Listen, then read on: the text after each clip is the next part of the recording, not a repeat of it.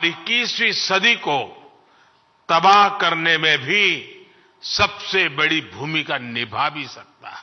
Deep fake का challenge आज पूरी दुनिया के सामने है। आतंकियों के हाथ में एआई टूल्स के आने का भी बहुत बड़ा खतरा है।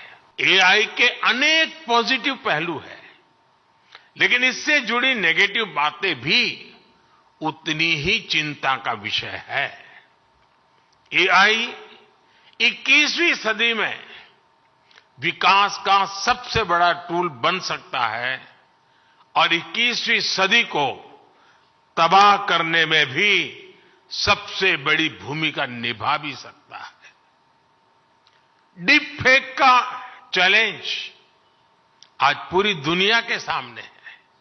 इसके अलावा साइबर सिक्योरिटी, डेटा थेफ्ट और आतंकियों के हाथ में एआई टूल्स के आने का भी बहुत बड़ा खतरा है।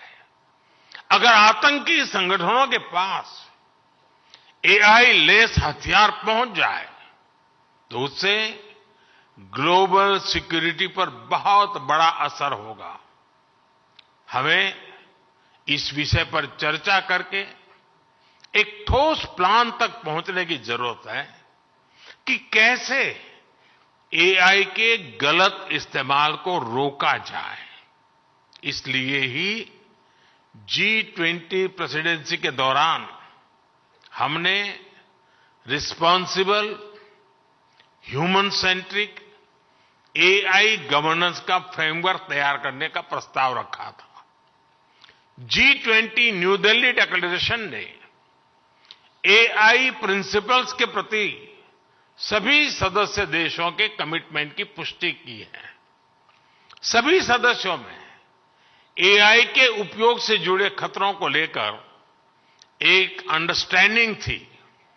जिस तरह हमारे पास विभिन्न अंतर्राष्ट्रीय मुद्दों के लिए समझौते और प्रोटोकॉल्स है, उसी तरह हमें एआई के एथिकल यूज के लिए मिलकर ग्लोबल फ्रेमवर्क तैयार करना होगा। इसमें हाई रिस्क या फ्रंटियर एआई टूल्स की टेस्टिंग और डिप्लॉयमेंट के लिए प्रोटोकॉल भी शामिल होगा।